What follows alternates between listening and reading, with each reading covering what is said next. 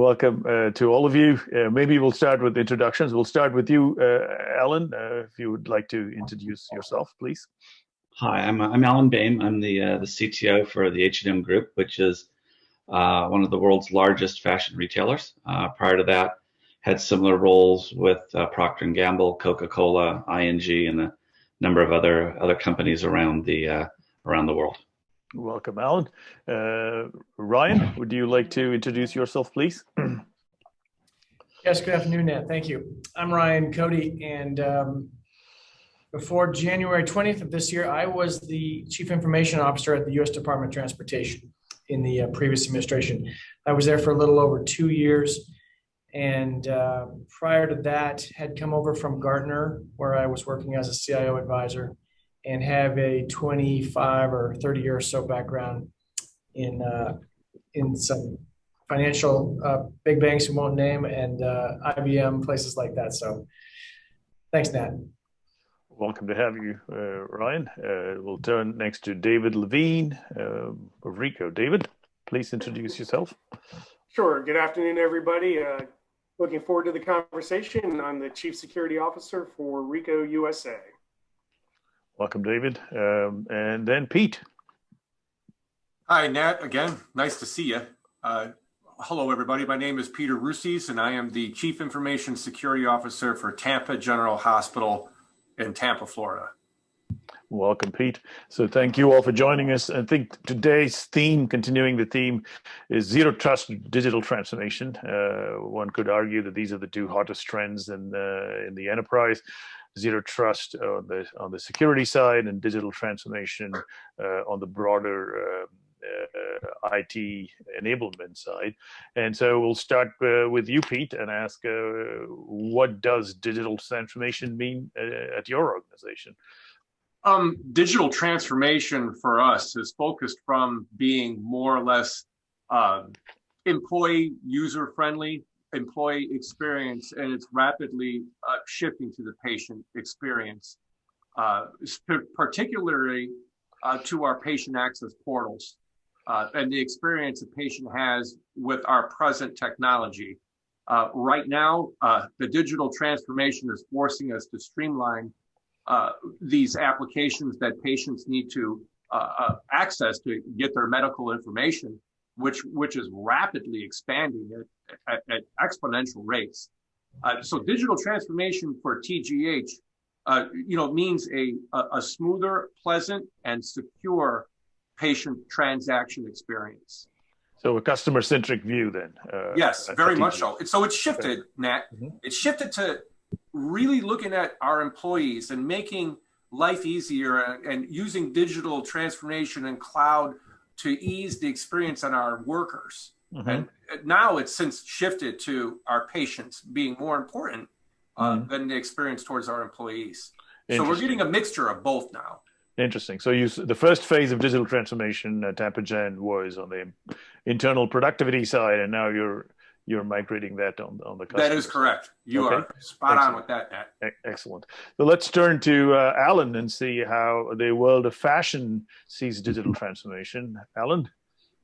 Great, thanks. I think what's interesting is that pre-COVID, this kind of a company that has grown to 5,500 stores in 70 countries over about a 10-year period of time. So it was on this very, very fast expansion in a physical world, and had just entered sort of the online space maybe 4 or 5 years ago. So online was just a small portion of what was going on pre-COVID. During COVID, of course, things shifted dramatically. And it was interesting is because many times here, I'm stuck here in the U.S. I'm supposed to be in Sweden, and many times here we start looking at the world through the eyes of the United States as U.S. citizens. But when you start looking at the world from different parts of different countries, you get a completely different view of what's normal, what the new normal is, and all of that. So our transformation is more about this time is resetting the company. It's had very successful 75 years of growth. Now we're looking to grow for another 75 years or more. And we recognize that we have to go more online. We have to get omni-channel. So it's really having to reset the foundation while at the same time allowing for both physical expansion as well as allowing for online expansion as we attempt to double the size of the company in the coming years. So you have to look at everything from security, you have to look at the network, you have to look at how you're doing compute at the same time. What are the applications and services going to look like that you're going to provide to customers going forward? And hearing a little bit, about what was just being said about Tampa Hospital with the patients. I mean, this is about customer focus. If you get it right for the customer, and I look at a patient as a customer in many ways, but if you get it right for the customer, it changes how you do things. And that takes both a mind shift set as well as a technology shift in order to get there. Excellent. So do you see, as Pete does, the first phase of digital transformation at H&M was more internal productivity focused, and now you're entering the second phase? How do you see that? No, I mean, I think we're attacking everything simultaneously, which is what makes it so interesting. Is okay. that if you look at how the customer interacts with you, that changes how you have to interact with your colleagues and how the colleagues are going to interact. So it becomes you're almost trying to create a flywheel effect between customers and colleagues. And in doing so, you have to be bold enough to take some big leaps, because the behaviors of individuals have changed forever and they're not going to go back. If we start looking at what Gen X is doing, what Gen Alpha coming up is going to be expecting in the future, it's dramatically different than where the millennials and everybody else are. So we're rethinking the whole thing. And it's the question is, how do you prioritize the work? Because for us, it's not money to get it done. We're doing very well. For us, it's more of time and how do we get this thing sequenced properly? So we're in a little bit of a different position, just given we're not just trying to transform the company, we're trying to transform an entire industry. Excellent insight. So turning from the world of fashion, which is doing very well, as Alan says, riding on a flywheel, let's go to Ryan, who knows a lot about flywheels, having been at the helm of the Department of Transportation for 4 years. How do you see this, Ryan? What do you think digital transformation means in government? Well, thanks, Nat. And just for the record, I'll clarify, I was not there for 4 years. I was the second CIO during the administration, so I was there just over 2 years. Okay, my bad. And this was my first foray into government. I had been in the private sector my entire career, and it was, of course, new to me. What digital transformation, meant to me there, and again, having come straight from Gartner, where they invented the term, I believe, and we were all about digital transformation. What it meant to me was what the other gentleman said. It's about the customer, and it's two simultaneous phases. It's internal and it's external. I had thousands of internal customers of technology who were consuming my product as the CIO, and I had to make sure that technology was the best of breed and the most secure that it could be, and that it was functional. But if I looked at a higher level, I had to go to the mission of the department, and the mission of the U.S. Department of Transportation really is service to the 300 plus million citizens of this country who rely on it for its services, whether that's licensing or regulation or inspections or whatever the different departments inside DOT provided. Our focus really had to be on the customer. And again, that's the American citizen who approaches the department every day in need of some sort of service or product. And as you can imagine, every one of those transactions involves PII. So whether you're getting a pilot's license or renewing a license or a trucker license or all of the things that DOT regulates across the country, it always meant an exchange of PII. And I was desperately concerned with that part of the customer interaction, right? I had entered this kind of on the heels of the OPM breach, if you remember back to 2013, 14, 15, and we learned later, that probably close to 30 million user records had been lost to the Chinese. And I just remembered entering into this role thinking, I do not want to be that guy on the headlines saying that the DOT released all these records, right? So my focus from day one was security, but in a way that improved the customer interaction with the department and making sure I was taking care of them as they were coming to me for some sort of service. Okay, thank you. So that's 3 votes for customer-driven digital transformation. Let's ask David Levine of Ricoh how he sees digital transformation at Ricoh Worldwide.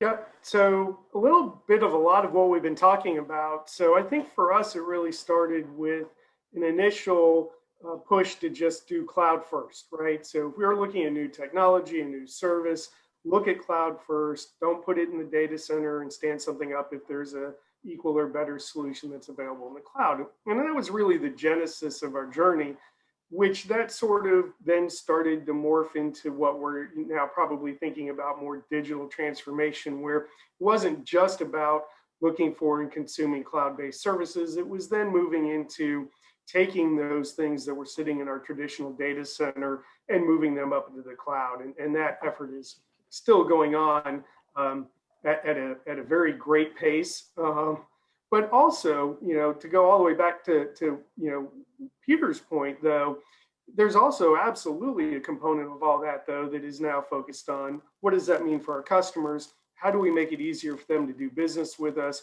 How do we consolidate our web presences to make it simpler and easier, which also makes it easier for us on our side of the fence to secure it if there are less things to be looking at. So it's really been an amalgamation of all of those efforts going on at once. I think our biggest challenge with all that is just trying to keep up from a security and compliance perspective, because the business is moving extraordinarily fast with a lot of different teams going out to the web, and rightfully so, and for good reasons. So trying to stay on top of that and keep things in place is job one.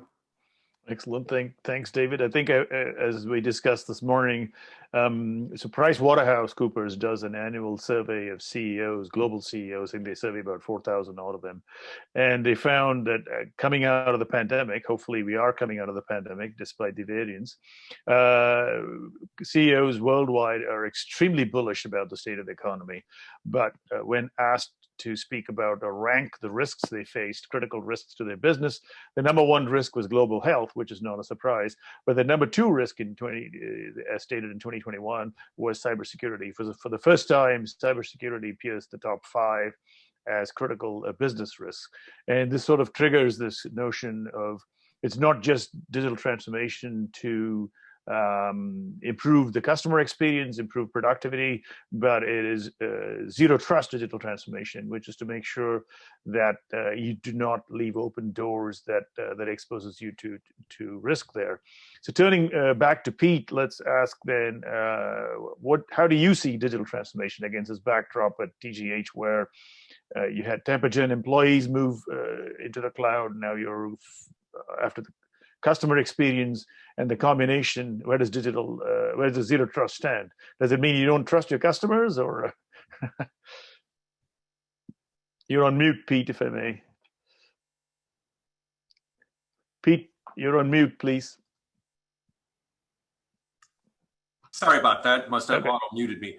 Yeah. We're in a unique situation here at Tampa General, whereas our research department is expanding exponentially due to last year, the COVID. We were able to desynthesize the DNA, break it down, and do a massive amount of experimentation in our labs on site. So the research department started to get correspondence. I mean, I can just set the stage for a data nightmare for everybody to try to grasp and understand, and all the hands that want into that data. You've got everybody wanting that data, whether legally or illegally. So digital transformation for us, and also taking consideration of what just happened here during the past 10 days. We had a major storm on the way. So for us, digital transformation was not only a factor for securing our environment and knowing who's in it and only allowing those that we trust in it, but it also is bringing us resiliency and high availability in areas that we did not perceive. It opened the door to a better disaster recovery and business continuity flows. It has added a lot more business pluses to the transformation, along with the customer and employee experience. So do you see zero trust, the security aspect, and then digital transformation, which is the enablement aspect, as two separate initiatives, or do you see them as converged or intertwined in your For us, they're converging. Mm-hmm. I personally see it as one, but given the environment that I'm faced with legacy and cutting edge, I've got a mixture of a lot of good and bad. It has to be intertwined, whereas we've got to get rid and improve the platforms that can truly be configured for zero trust and accept a single sign-on and accept our architecture. And right now, it is unfortunately it's running intertwined. We're pulling this and pulling that. We're emptying our data center. It's tremendous how much space we've given back to the business to have more beds and more research space. Interesting. Thank you for that, Pete. Let's ask Alan then. So being the CTO of H&M, he has a unique perspective on both aspects. Alan, do you see the zero trust and digital transformation as two separate teams or efforts at H&M, or is it a converged universe? How do you see that, please? You're on mute, Alan, please. There we go. Sorry about that. I think initially we saw it as separate, but I think what's really coming to our attention is that once we went in and took I've only been at H&M 6 months, and so once we went in and took a really hard look at the underlying network and the underlying architecture, I think most large companies will find that their network architectures are probably somewhere between, based on things that are probably somewhere between 15 and 20 years old in how you do things. Is that once you start taking a real look under the covers, you realize, and then you start looking at the layers and layers of security that we've all added over the years as companies, that you have to simplify things. So you really have to treat it as transformation. We have some plans where we think that we can delayer a lot of what we've done and end up being much, much more secure by going to zero trust, save a lot of money along the way, which is unusual, to the point where we think that the conversion, and if we do it through a transformation, it'll actually pay for itself in a very, very short time period. So I think that we're now, once you start decoupling from these old legacy architectures that have been promoted by the network vendors, and in some cases are still promoted, to be honest with you, and you go to a different model, such as zero trust, it changes everything and makes it a lot easier. Interesting. So you see it almost like ripping out landline telephones and replacing them with mobile devices, so that the idea of trusting a fixed device somewhere on a network is less relevant. Is that how you would say? Yeah, I would say that, and I would even say going to wireless. I'd say you're moving to like a Starlink connection. Okay, so you're thinking galactic now. Yeah, we have to think. We got to think bigger. Got to get off of this planet as we start thinking about it. Well, okay. So on that theme of transportation, Ryan, I think that naturally asks of you then. So given that the federal government is now talking about zero trust, the White House puts out a memo saying make everything zero trust. Is that a prevalent feeling inside the Beltway, so to speak? How do you see that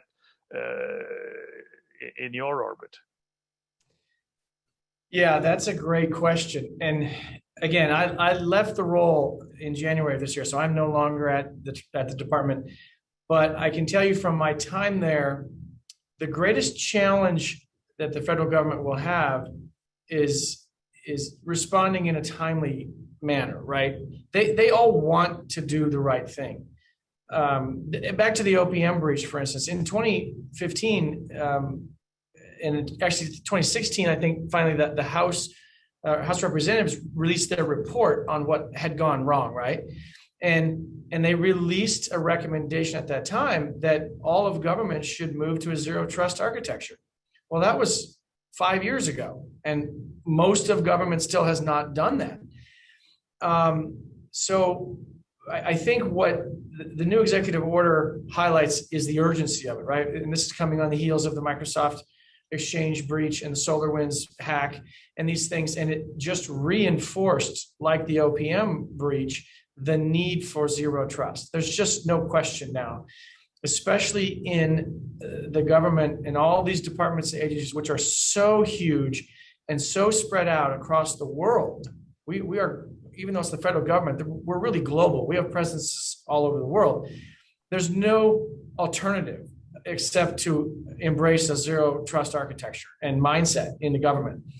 The problem now will not be a lack of budget, right? They're going to throw money at this. Congress always does, and they'll support it as they should. The challenge will be in the government, again, finding the expertise to do it, right? They are as hard pressed as anyone out there in a very difficult labor market to find skilled labor and to attract and retain great talent. You don't go to work for the federal government to get rich. Their salaries are not competitive with the private sector. So their challenges will be primarily this lack of skill set within the departments, agencies, and they're going to have to rely on partnerships with companies like BitGlass, who has a great tool for this solution. They're going to have to partner with great companies like BitGlass to find solutions that plug these holes and solve these problems. Again, the challenge will be mostly cultural. It will be people-based, it will be cultural, it will be, do they have the courage to take a step in a new direction and embrace zero trust? And I think that they have to, they just must. We have got no choice at this point. Again, SolarWinds proved it again, Exchange proved it again. And we know that the enemies of this country, whether it's Russia or the Chinese or North Koreans, they will never relent. They will never stop trying to breach the federal government and its data. And so we must adopt this posture, if you will, this position of zero trust, and get every bit of data locked and every device, especially now with COVID, where I think many federal government employees will be remote forever. We've proven that remote labor works, so they're going to stick with that to some extent. And so every user, every device, every bit of data must be visible, and it must be encrypted, and it must be secured, and you must know where it is at all times. And that means trust. So do you see some parts of government, some branches of government that are further along in this zero trust adoption? Well, yeah, I mean, very selfishly, I would put the Department of Transportation. Well, okay, fine. Yeah. Setting that one aside then. So. Yeah, we of course, adopted this. I think the furthest ahead are the people in the DOD and in SOCOM and places, again, some of the three-letter agencies that we shall not name. But, again, it's in the defense world at DISA and places like that, where they've been ahead of this for a few years now, and they are further ahead than what we call the civilian agencies. So places like, Commerce or Energy or HHS. The defense agencies are further ahead of the civilian agencies for sure. Right. So yeah, one would hope that's the case, right? But the soft targets on the civilian agencies are the ones that are most susceptible to being attacked. Then. And there are some outliers. I will say some of the civilian agencies, especially the smaller ones, because that's the easiest to transform. Right. Talk about digital transformation and culture. Surprisingly, some of the really smaller agencies have been able to pivot a couple of years ago, and they're ahead of the game as well. It's the larger bureaucratic civilian agencies that are struggling the most to make the change, because they just have, so many people. In our case, for instance, 70,000 employees between FTEs and contractors, and that's a large ship to turn in a new direction. Okay, thanks for that, Alan. Let's ask David Levine then. Does the executive order in May regarding zero trust, did it have any impact on your business, David, at Ricoh? Ultimately, it probably will. I mean, I think as a just straight direct impact, probably not. But what I have this conversation a lot internally with the executive team. When things like this come up and they say, well, is this relevant or how does this fit? I remind them that while it may not directly impact RICO as an entity itself, who are our customers? Well, our customers are, the government among many others. And so therefore, by proxy, we need to pay very close attention to, orders like that and other governance regulations that come out that, again, that we're going to have to play in that space. So we need to be, very cognizant of that and work towards that. And certainly, we're looking at zero trust. It's such a broad area, right? I mean, I think we have lots of discussions around what is the exact definition, but I think all the principles that make up what we would think of as zero trust make really good sense. And so it's the right thing to do. I would argue that probably all of us have been doing pieces of that puzzle all along. It's a matter of looking at the whole thing in totality and then plotting a course to get to an end state where, I know for us, some things we can implement and do fairly easily and effectively, and other things they're going to take a while. When you look at doing things like increasing segmentation, that can be a pretty daunting task depending on your current architecture and the lay of the land. I also think that a little different from Ryan, from the size perspective, I think our challenge relative to people, though, is just having the bandwidth to jump on some of these things when, again, back to digital transformation, business is moving so fast. The pipeline is completely full with business projects and the usual day-to-day. Also trying to look at all of that and figure out, okay, where can we slot some of these initiatives in? When we've got a new project coming down, let's ensure that we're trying to do things the right way out of the gate so we don't have to double back. And so those are some of the things we're looking at. But again, I think zero trust, the principles make sense. It's the right thing to do in today's age. Thanks for that, David. Let me ask you one question. You mentioned segmentation. What do you mean? What do you mean by that? Just like zero trust. What do you mean by that? So it's funny. We actually had this exact discussion yesterday with my own team. Mm-hmm. We were actually looking at segmentation, sort of from the viewpoint of ransomware, which you could still apply to zero trust, and we were kind of doing a maturity thing on where are we at with segmentation? And I got two completely different answers from two really skilled people on my team. And one person said, oh, no, we're in pretty good shape. And another person said, no, we have so much to do. And it was a matter of, well, what do you mean? So when I think about segmentation, I'm really looking at it from the lens of an adversary's ability to move throughout the network, or if you got ransomware in one part of your network, how easily could that, if at all, traverse to another part? So really looking at that isolation. So we're not just talking about segmentation from the standpoint of VLANs and other sort of typical network segmentation you might have in place. So really for us, in my viewpoint, it's really looking about just, and again, zero trust, limiting access to only those things that need to be there. And ensuring we're just not leaving things wide open. Back to the really old mentality, castle doctrine, high walls. We all know that just doesn't work anymore, doesn't apply. And so we now have a lot of work to go back and retool a lot of that. Right. So a segmentation of trust rather than networks and so on and so forth, right? Yeah, we talked about some of that this morning, where if you see the modern enterprise as a ship, then you can build a ship with a single hull, which is an unsegmented vessel, and a hole in one place means the entire thing sinks, and then you have to call in Ryan and the Department of Transportation to figure out why the darn thing sank in the first place, which they are experts at.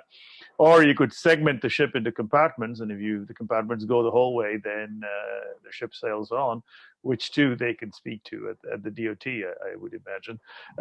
Well, let's then ask Pete about that. Pete, when it comes to zero trust, do you see zero trust for vendors an issue as well, in the sense that there are vendors who are substantially larger than BitLess, shall we say, who say, trust me, because I've built the infrastructure, the applications, and we can be the disease and the cure, or should we say the cure and the disease? Is that something sorry? Or everything. Or everything, yeah. So how do you see that? Is there a tension, a TGH between the CIO on the one hand saying, damn the torpedoes, let's take the native security as against your view, which is to say segmentation? Well, it's a constant battle. We have a variety of vendors that with existing contracts that, let's say, keep me up at night, bring the highest risk to the organization due to the relationships that naturally have to exist in my world.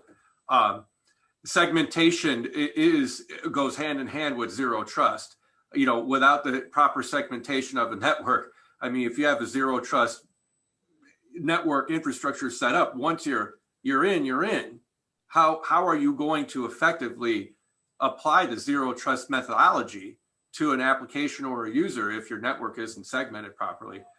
By chance, it's so funny, David, that I had the same exact conversation this morning, but my conversation was a ball of confusion between macro and micro, and everybody was all confused. Yeah, we're good with segmentation, but then it depends on how you ask what segmentation is. I got it. It's so funny that you mentioned that. Went through the same thing, but going back, we can't do it without proper segmentation. And I'm not talking about macro segmentation, at least to start, to get a company going. You at least have to start with the basics. Okay, thanks for that. Alan, since you have the CTO title, you probably have this discussion more often than not.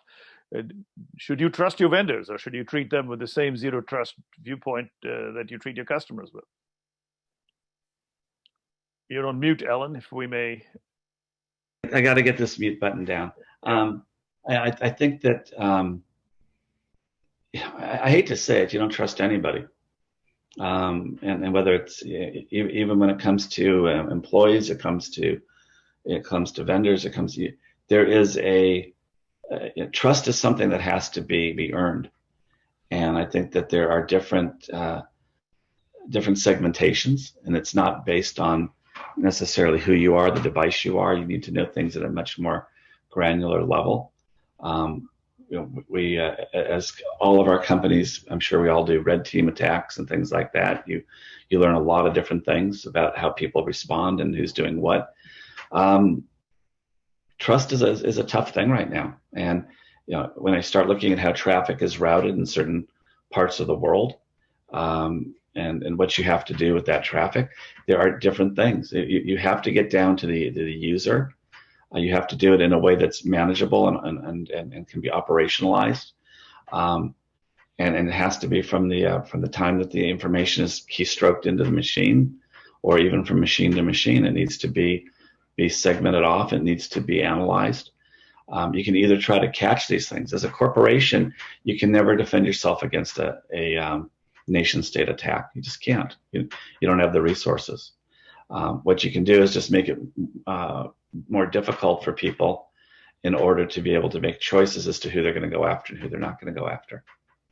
And that gets down to trust. And it could be somebody that's worked for you. I worked at another company years ago. And I can tell you in a certain country, one night the laptop started walking out the door. And it was being walked out the door by the security person. And the security guard took them, and they were brought back the next morning, and all the information was taken. So if you can't trust your own security people that you're hiring, who can you trust? So you don't trust anyone. Right. So that would extend to vendors as well. Do you have a design philosophy regarding you mentioned red team? Do you see security as an independent effort, or do you see security as a native effort in the platforms and the applications themselves? So security is a culture, and it needs to be the red thread that goes through everything at the end of the day. The challenge is, how do you move to it? to an environment, especially as we all move into product-oriented approaches to technology development. As we move more and more into services, we hope to segment things at an application level, but we need to be able to start segmenting and abstracting things at the network level as well. So there isn't a one-size-fits-all. A lot of the things that BitClass has put in place will allow companies to do many different things that they couldn't have done before. And I think it's getting us to the right approach of a good balance. But it's not this isn't an easy one, and it's not going to be easy because the attacks change on a regular basis, and they move around the globe on a regular basis. But it needs to be part of your everyday life, and that's hard to do, especially as we move from more and more centralized IT to more and more federated IT in companies around the world. Right. So if you were to fast forward 1 year and look back and say, my effort was successful in digital transformation or zero trust, how would you measure that? These are journeys. These are not projects or things that get done overnight. So if you have a goal in mind and you're trying to get there, whether you use NIST or ISO or something as a way to measure, whether you come up with your own approach to understand what the risk is. This is about risk mitigation. It's not just security, it's risk mitigation. At some companies, certain information you have, you know what, it really doesn't matter if it gets into your competitors' hands or not. They're not going to be able to do anything with it. I worked for one company, and you could reverse engineer that company's product and have it taste exactly the same as the product that this company was selling, but you could never steal the brand. We can guess the company, so you buy the brand. So I think that it's a journey. So you're going to measure. You have certain things you're trying to accomplish over time.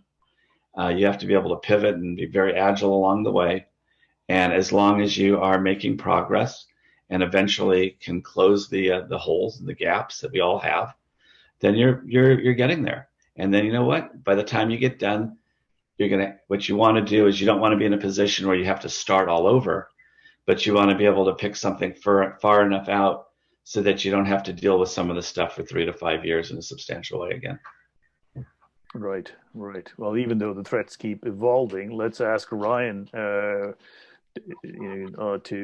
comment on the same thing, where Alan sees digital transformation and zero trust as a journey. How do you see that, Ryan, in the sense that if you were to look back a year from now on your contributions to government and so forth, how would you measure the success of it along both those vectors, digital transformation and zero trust, please? Yeah, that's a great question. And it's hard to measure success sometimes in these government roles because they are so large and move so slow.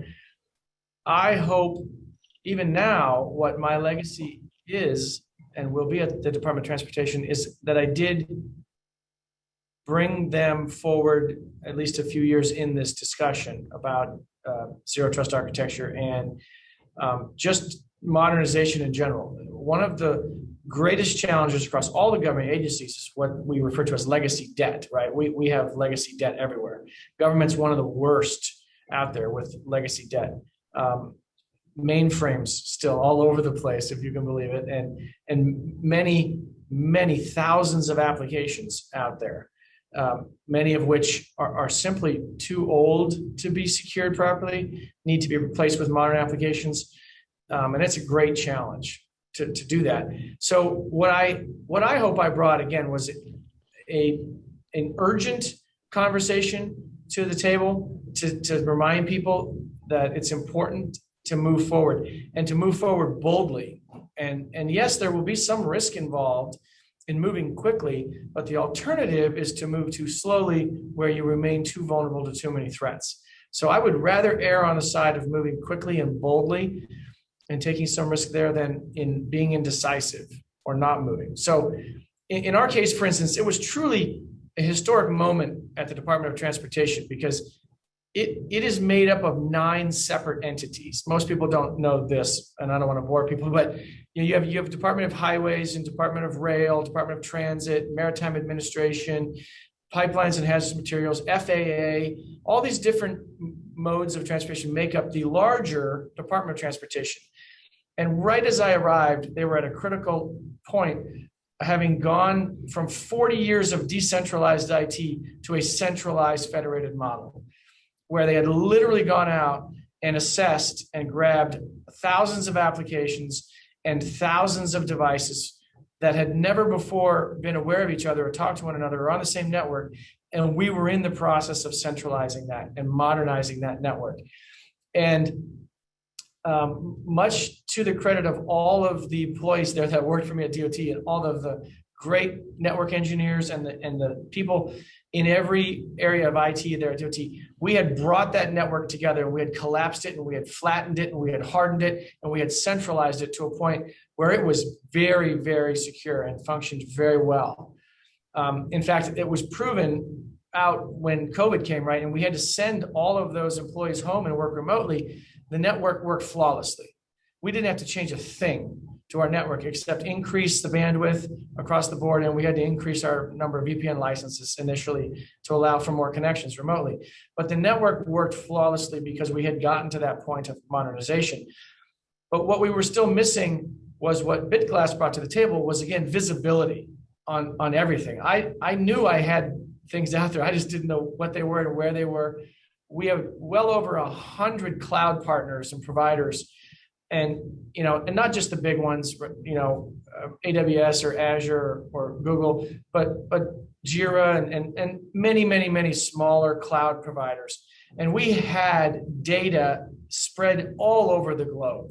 In data centers, we didn't know where they were. We didn't know what was out there. We just had no idea what we had. So I started the conversation with the people there and said, and this is what I left behind. Again, I hope my legacy is, look, you have to at least try. You have to go find this.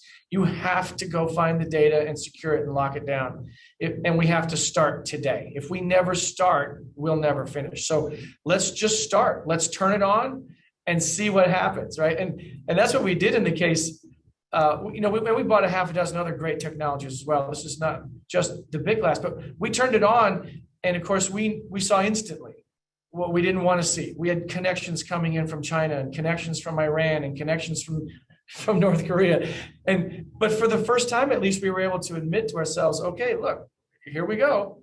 Now the fight starts. We can see our vulnerabilities, we can patch the holes, and we did in a very short amount of time. I think increased our risk level from what I would have, on a scale of 1 to 10, I would have said it was running at a 10 when we started there, 2016. It's probably a solid 2 to 3 today. We've brought it down a lot just by plugging the obvious holes and for the first time giving us visibility on the environment we had never had before. Excellent, thank you. We're grateful to have been a part of that risk reduction at the Department of Transportation. Let's then ask Pete, how do you see a year from now, Pete, that your initiatives have been successful? Is it resilience and risk reduction, as Ryan says, or how do you see that? It's definitely driven by risk reduction. Purely risk reduction. Our risk surface has grown to a point of where we really need to wrangle it in. And I feel truly by following the Zero Trust framework and our micro segmentation plans, which hopefully will be done in 12 months time, will truly bring us to where we need to be and we're ready for the future. Not only ready for the future, but also agile when making future changes or future adjustments to the infrastructure. Right now and in our recent past, it was very difficult to make a change, to integrate something new into something that is part new and part legacy. As you know, all the middleware, I don't want to go into it, but that's where I want to see us in 12 months from now. Interesting. So David Levine mentioned segmentation, and you now mentioned micro-segmentation. What exactly do you mean by that? Micro-segmentation is more specifically getting down to what Alan mentioned earlier, is getting granular to I want user A only accessing on the wire or even seeing application B, and that is it, and nothing in between. No pings, no nothing. And that's micro segmentation to me, is getting that granular to the user and application level. Okay, so granular segmentation of trust, then truly zero or near zero, essentially, right? Correct, as close as I can get it. We'll see what happens. I'm very optimistic. Thanks, Pete. Let's ask David on the heels of that micro segmentation. He wants to go micro, but joking apart, what do you think is the biggest obstacles, David, to achieving your objectives in the next year? Is it people short supply, as Ryan observed, particularly in government, where compensation is an issue, or is it budget, collaboration? What do you see there, David? Sure, all of the above. No, I think actually, well, honestly, in a way, yes, all of the above. I mean, I think there are a lot of things that go into moving the ball forward. So I think part of it is culture, part of it is bandwidth. Again, I mentioned it earlier. It's not that folks don't want to do some of these things. We've got to look at maybe bringing in some outside help. Our plates are overflowing with just day-to-day operations and normal projects in the pipeline. And at the same time, we're trying to take this very large overarching, structure and philosophy and overlay that onto all of these things. And again, some of these things are fairly easy to do, some are not, and take a lot of effort. So we've got to try and figure that balance out. And so how do we secure the funding to do that? Because it's always a factor, right? And so all of these things sort of combine and swirl around together while you're trying to figure this out and put a plan together that makes sense and is doable. I think anytime we can either reduce the risk or enable the business is a win. And so if I can look back a year from now and say, hey, we were here and we're now here, we enabled the following, or we reduced the risk over here, I think that's certainly a win. But yeah, it's a lot of competing priorities going on right now for the company, and understandably so. Ricoh's been focused on kind of reinventing itself. Really, they were doing that before the pandemic, but the pandemic really kind of stomped that gas pedal down, and really looking at continuing to further the services and things we do, outside of what most people tend to think. If you go, I work at Ricoh, and 9 times out of 10, the answer I get is, oh, the copier company, which, yes, absolutely true, and probably always will be. But Ricoh does a whole lot more than that, and we're really pushing into other areas, which is exciting and it's great. But it also brings risk and other things with it that we've got to try and stay on top of. Make sure we've got the seat at the table. Take into account things like zero trust and all the things we're talking about on this call today.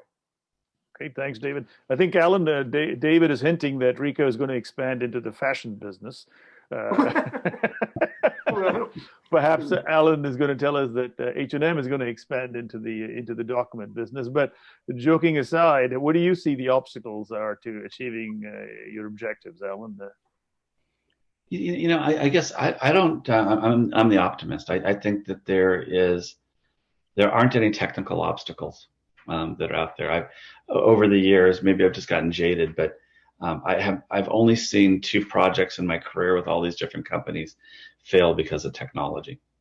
And I think that there are young companies such as yours and others that are really looking around the corner and are the ones that are really helping show the way. And I think that large corporations and others need to take advantage of using technology from leading edge companies. And many times it's a political decision, which is what slows that down. And there aren't enough technology leaders that are bold enough to take that leap early enough. So I take technology off the table as any possible thing. I truly believe that the biggest inhibitor to success in any company, having done this in so many different firms, is people and management. And that you end up with what I call the frozen middle, in almost any organization that I've ever been with. And it's people that are there to protect the policies and protect their jobs, and they are scared of change. And I think that fear of change is probably the biggest thing that stops companies from making significant leaps forward. If we look at the number of Fortune 500 companies, who's in the Fortune 500, who's in the Global 1000 today versus 10 years ago, the turnover has been greater than 50%. And you have to ask yourself, why does it take a software engineer to reinvent the space industry? Why does it take some college kids to reinvent public transportation and replace the taxi industry? Why do we get stuck in boxes and thinking, we say, think out of the box? Why do we even ever accept that there's a box? So this is all based on, I think, human nature and the fear that organizations and people bring to the table of change. So I think that's the biggest difference here, is that lean on the younger companies. They're the ones that have no fear. They need the larger companies to understand the complexities of the problems. But once you form a team, then you're going to move forward. So I don't think there's anything that stops what I'm trying to do for this company, other than our ability to execute and our ability to understand how the world's going to change. Interesting. I think that's a really interesting perspective, which sort of brings up a natural question that many in the audience would be interested to hear your answer on, Alan. I mean, is there something that you know now that you wished you knew maybe 10 years ago that would have really helped your career as an individual? I mean, that's asking the same question is picking stocks, right? And picking. I have a fairly good track record in working with young companies, and I've been doing so for 25 years now. It gets down to you invest in people. We invest in people as corporations. When you invest in startups, you invest in people, because almost everything is solvable. So I think that recognizing that EQ is as important as IQ is something I would have picked up on many, many years ago. I did pick it up many years ago, but if I would have picked that up earlier in my career, I think that would have been a big change. I also think that I've been on the leading edge of tech for so many years now with hanging around the valley. I wish I would have moved up to the valley 10 years earlier, because it would have been another rocket ride. But I think I don't look back. I always look to the future. I'm constantly involved with, at any given time, 10 to 15 startups, either personally or professionally. I just wish if I could find a way to solve the time problem. Looking back, I'd like to find a way to compress time and create that time machine. That's what I would look back for. Okay, thank you. That's unfortunately not something we can solve for you, but let's ask Ryan. Any advice for people in the audience, Ryan? Is there something that you know now that you wish you knew 10 years ago? Wow, that's a question that could go in a lot of different directions, but I think I would really echo everything Alan said. It's always about people, and it's always about culture and building the right culture, a culture of trust, and EQ, as Alan said, over IQ. I think I'm guilty, as many are, of not valuing that enough in my younger days. So I really try to value that now. And I know that whatever I do in any organization, any job, I will only be as successful as the people that are around me. So it is, servant leadership, right, is the key word that we've had for years. But it truly is that. We have to lead as servants, and we have to hire great people and treat them with love and trust and respect, and empower them and encourage them to realize their full potential, and you will have an amazing organization. It's not rocket science, as they say, but it is hard work. Okay, thank you. So you agree with Alan that it is people. Let's turn to David Levine and see if he has a different perspective. David? I'm not sure I do. I think I got to pile on this one. I think if I had a crystal ball, I think I might have gone back and gotten a degree in psychology to go along with everything else, because so much of it is people, whether it's influencing people or navigating tough situations, or it almost always rolls back to relationships one way or another, and what we need to do to understand or be good listeners, or work in different areas across the company, extend that hand across the pond, whatever analogy we want to use. So much of it does come down to that. So I think that's a good bit of it.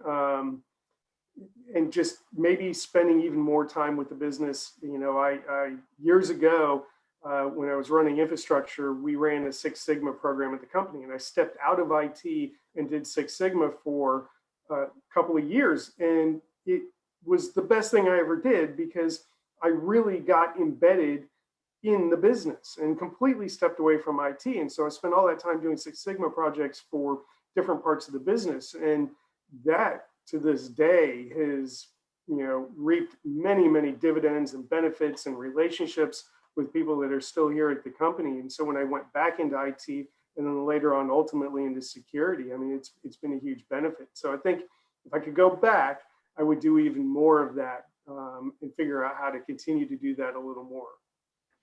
Okay, thank you, David. Last to you, Peter. Any advice for the up and comers in the audience on what you might have known 10 years earlier to benefit? Take your time. And I want to touch on what Alan stated earlier, which I can't shake out of my mind, is thinking out of the box. Why is there a box to begin with? And I'm faced with the same situation where you have people that are here for 25, 30 years, and you introduce a new process or something new, and they have an aneurysm. They don't know what to do. No, you can't do that. Oh, that's not the way we do things. No. And it's an inhibitor. And I can see where the terminology "think outside of the box" comes from. It's no box, it's people. It's think away from people, think outside, open your mind, open your ears, to the world. But take your time doing it. There's a lot to take in. Be selective. It is a fire hose of information when you start going down the zero trust and segmentation road. But just my advice to those that are just beginning or take a step back and take your time. Okay, thank you, Peter. We have time for maybe one or two questions from the audience.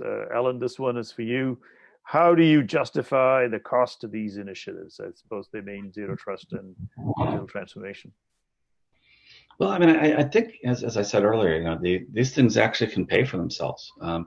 When you go through and you start delayering and start decoupling things, what you find is that over years you've just built up. You basically have started patches, put patch upon patch upon patch, and have become very reactive. When you step back and you realize that by going to zero trust, it changes your model of how you do business. It changes your model of where you're spending your money in order to get things done and to secure the company properly. Most of the time, it doesn't take much of an incremental investment. The biggest problems that we have is that people, and especially technologists, get religious, and they never want to turn something off that they have. They just want to we all want to just keep adding to what we already know, and it becomes a collection. And at some point, you have to stop doing things. Every company has to. It's more important to create a list of what you're going to stop doing than it is to create a list of what you're going to do.